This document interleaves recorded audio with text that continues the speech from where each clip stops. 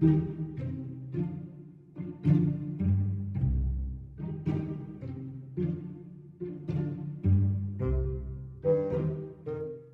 let me just tell you that we got a press release while just before the number came out.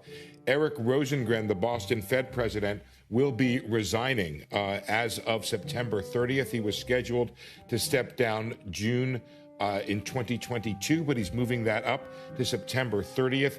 Kenneth Montgomery, the first vice president of the Federal Reserve Bank of Boston, will take over on an interim basis while a search is conducted.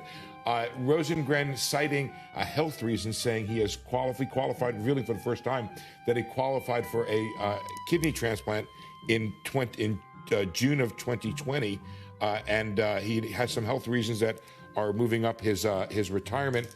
Of course, Eric Rosengren was the subject of some of the conflict of interest stories that we were doing last week regarding him purchasing some of the assets the Fed itself was buying and making multiple trades. So Eric Rosengren, Boston Fed president since 2007, at the Federal Reserve for 35 years of his career, will be stepping down, and he was praised by Fed Chair Jay Powell for his service. Becky? Morgan, thank you. Robert Kaplan, the president of the Dallas Fed, announcing just moments ago that he will retire as of October 8th. Kaplan, of course, was one of the ones who became a focus of a conflict of interest at the Federal Reserve. Kaplan saying that because of the issues surrounding his finances, he made the decision to retire so as not to take away focus from the Federal Reserve. He says, the Federal Reserve is approaching a critical point in our economic recovery as it deliberates the future path of monetary policy. Unfortunately, the recent focus on my financial disclosure risks become a distraction to the Federal Reserve's execution of that vital work. For that reason, I've decided to retire. He's been president of the Dallas Fed for 6 years. A statement put out by the Dallas Fed has Jerome Powell praising him. It's definitely a surprise. Clarida was expected to leave the Fed on January 31st when his term runs out as governor and as vice chair, but decided to resign early. It appears likely that his decision comes from the new reporting on trading that he did as a member of the Fed, trading in stocks. He sold a lot of stocks on the day before the Fed announced many of its rescue programs back in 2020, and then bought them back. And gives the appearance, even though nothing's ever been shown of impropriety, but gives that appearance. And he originally did not put that in his financial statement, but at the end of the year amended that, and that was reported, and it does look like that he is now joining Robert Kaplan, the former Dallas Fed chairman, and Eric Rosengren, the former Boston Fed president, in resigning because of this trading scandal. Were you aware of the kind of security buying and selling that Presidents Kaplan and Rosengren were participating in last year? And I wonder if you thought those were appropriate. So, no, I was not aware of the specifics of what they were doing. So let me just say a couple things about this subject. We understand very well that the trust of the American people is essential for us to effectively carry out our mission. Violations of trading rules. Our Steve Leisman is back on the Newsline with us. Steve, you've had a chance to go over this and think about it. What do we know at this particular time? Atlanta Fed President Raphael Bostic, Scott, is revealing that he had trading violations, trades that violated the Fed's trading policies. These violations extended during the full 5 years of his presidency, and they were found under the Fed's new review process, which was adopted in February of 2022. The Inspector General now is reviewing these trades. We understand there were 3 violations specifically. He held more than $50,000 in treasuries. He had extensive trading during the blackout periods and omitted substantial number of transactions from the disclosures. Now, Bostic explanation: he regrets these trades, says they were inadvertent. They were carried out, he said, by third-party financial advisors, not directed by him or his personal financial advisors. He said he did not personally direct the trades that were in violation. The chairman of the Atlanta Federal Reserve Board of Directors, which basically runs the bank, or Bostic serves at their pleasure, said they accepted his explanation and they welcome the review by the Federal Reserve Board Inspector General. Scott. Steve, I'm just going to ask you frankly, I know they accept the explanation. Should we?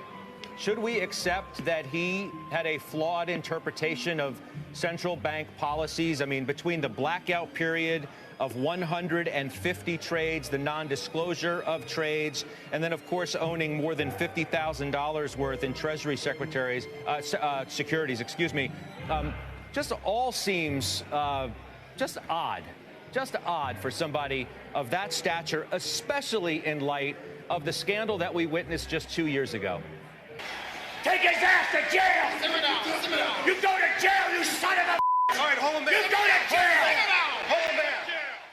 That video clip right there wasn't mine. That was from the Maverick of Wall Street. Check out his YouTube link. I'm going to leave it in the description below. Kitty says, yeah, check it out. So he's awesome. He talks about the stock market. He talks about corruption.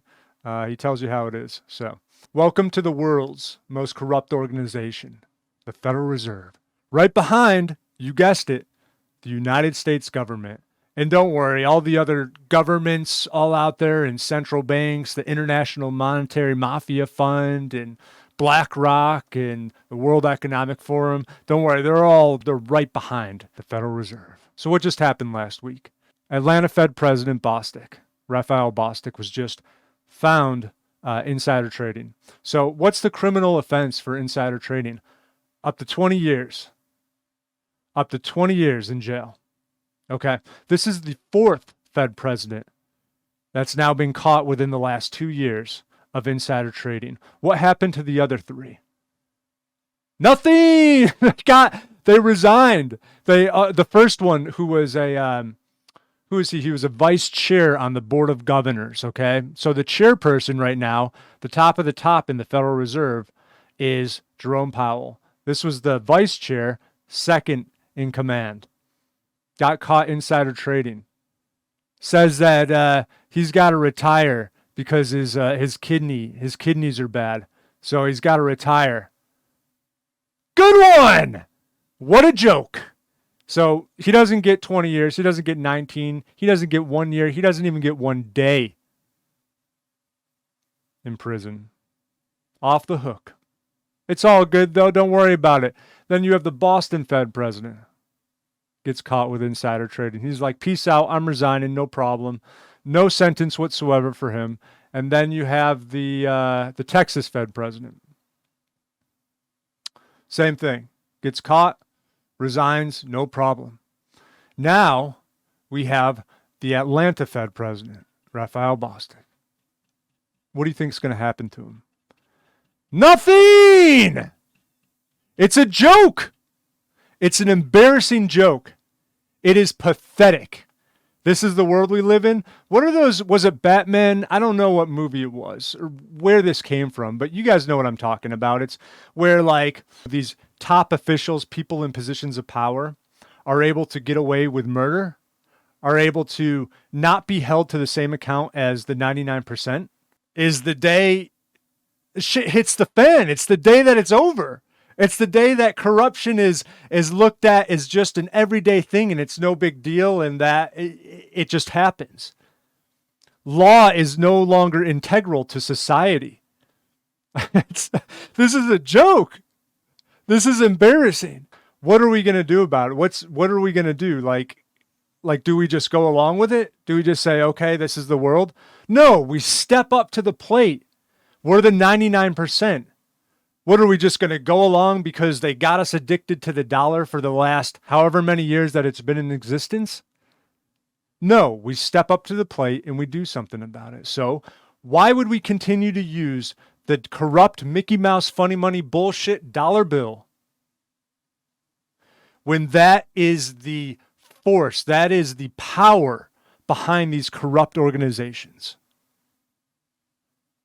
Who has the ability to create the dollar? The Federal Reserve, a private entity. What is the leading currency in the world? The dollar. So the whole world is hooked on this shit. You, me, we're all hooked on it. We've been using it. We depend on it. This is how I was talking to my brother. I'm like, yeah, you're going to switch off of you're going to get rid of the dollar and invest in a decentralized non-fiat currency, right? He's like, how, what, I can't pay my gas with a decentralized non-fiat currency. So no, I'm not going to, not until I can pay. People need to realize that shit's not going to change unless we change. Systems aren't created around something that nobody's using. So you can look at this as either an impossible task and continue to move on with shit like this happening, where the world is corrupt and will just become more and more corrupt. And when you have entities that are looking for an Orwellian society where they have complete power and control, and the 1% continues to get stronger with power and control, and the 99% continues to get their freedom stripped and their power stripped. If you want to continue living in that world, then continue to use the dollar bill. It's as simple as that. Or exchange your currency, your garbage, corrupt Ponzi scheme dollar bill. Exchange that for a non-fiat decentralized currency. It's really as simple as that. Us just going about our everyday lives, turning a blind eye to it, will not solve anything. The problem will persist, and it will become even more out of control, and it will become even harder to bring justice, integrity, honesty to the system, to the world. Let me know what you thought about the video. Let me know your thoughts. I would love to hear them. I hope you have a great day. You take care. You be free. Be safe out there. Take care of yourself. Take care of the people you love. You're awesome. Let's do this. Come on. Bye.